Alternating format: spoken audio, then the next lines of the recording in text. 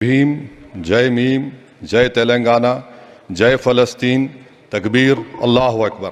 लोग भी मांग करते हैं इनकी सदस्यता रद्द की जानी चाहिए। केवल सदस्यता रद्द नहीं की जानी चाहिए, इस व्यक्ति को गिरफ्तार करके और राष्ट्रीय सुरक्षा कानून के तहत इस पर कार्रवाई होना चाहिए। वैसी जैसे लोग विदेशी शक्तियों के, ये लोग एजेंट हैं, तो एजेंट का काम क्या है? उन लोगों को दिखलाना है कि भारत के संसद में भी हम फिलिस्तीन का नारा लगा सकते हैं। ओवैसी जब शपथ ग्रहण कर रहे थे लोकसभा में, और शपथ ग्रहण के बाद जब शपथ ग्रहण की प्रक्रिया संपन्न हुई, उसके बाद ओवैसी ने कहा कि जय मीम, जय तेलंगाना, जय भीम और जय फिलिस्तीन। जैसे ही ओवैसी ने कहा जय फिलिस्तीन, समझिए एक राजनीतिक भूचाल सा आ गया और राजनीतिक तापमान बढ़ गया।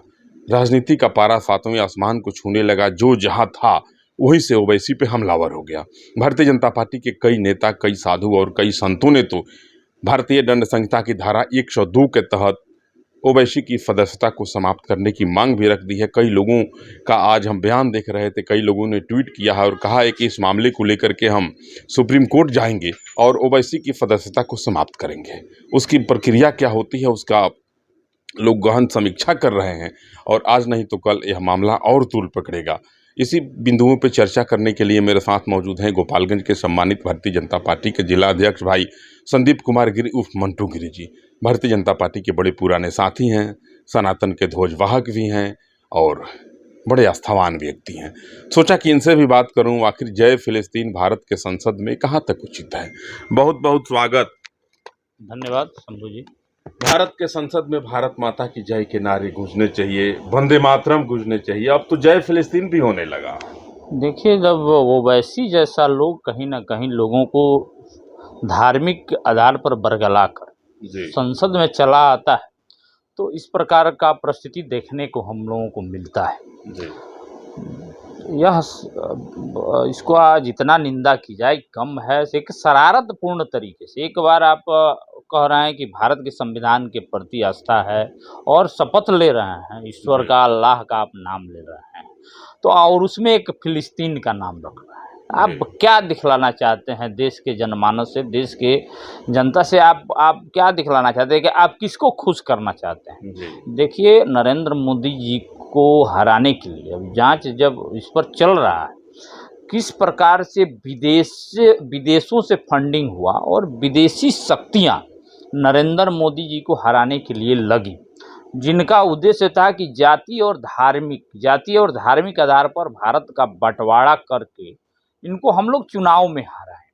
लेकिन वो लोग सफल नहीं हुए। नरेंद्र मोदी जी आज तीसरी बार देश के प्रधानमंत्री बने हुए हैं, लेकिन जो वो शक्तियां हैं, विदेशी शक्तियां जो हमेशा भारत को कमज़ोर देखना चाहती हैं, आज भारत विदेशों में जो हथियार एक्सपोर्ट कर रहा है, आज मोबाइल एक्सपोर्ट कर रहा है, भारत की जो अर्थव्यवस्था है विश्व में आगे बढ़ रही है। आज हम 5वां इकोनॉमी बन गए हैं, विश्व के शक्तिशाली देश के रूप में उभर रहे हैं, तो यह अच्छा नहीं लगता है। तो वैसी जैसे लोग विदेशी शक्तियों के, ये लोग एजेंट हैं, तो एजेंट का काम क्या है? उन लोगों को दिखलाना है कि भारत के संसद में भी हम फिलिस्तीन का नारा लगा सकते हैं।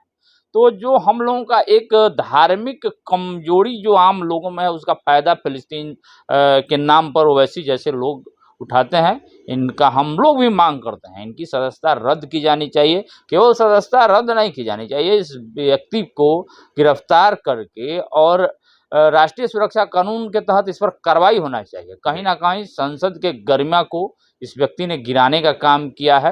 यह काफ़ी निंदनीय है और कठोर कार्रवाई इस पर होना चाहिए, हम भी मांग करते हैं। कुछ लोगों ने कहा कि भूल बस कह दिए, लेकिन जैसे हाउस से बाहर निकले मीडिया के साथियों ने जब उनसे पूछा कि आप जय फिलिस्तीन के नारे क्यों लगाए, तो अपनी भूल स्वीकार करने को तैयार नहीं है, आज भी अपनी बातों पर अडिग हैं।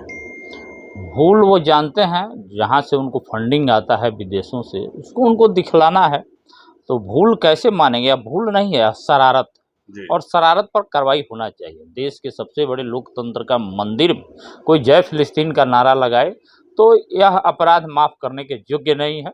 इस पर कठोर कार्रवाई इन पर इसके लिए संविधान में 102 एक धारा है, जिसके तहत कहा गया है कि जो देश विरोधी कोई गतिविधि करता है या सदन के मानस पटल पे दूसरे देशों की प्रशंसा करता है, तो उसकी सदस्यता रद्द करने की उसमें प्रावधान दिया गया है, उसकी सदस्यता रद्द कर दी जा सकती है। हाँ, तो इस पर सरकार ज़रूर सोचेगी और यह शरारतपूर्ण जो ओवैसी के द्वारा किया गया है, इस पर सरकार को कठोर कार्रवाई और धारा 2 में पालन करते हुए इनकी सदस्यता रद्द करनी चाहिए।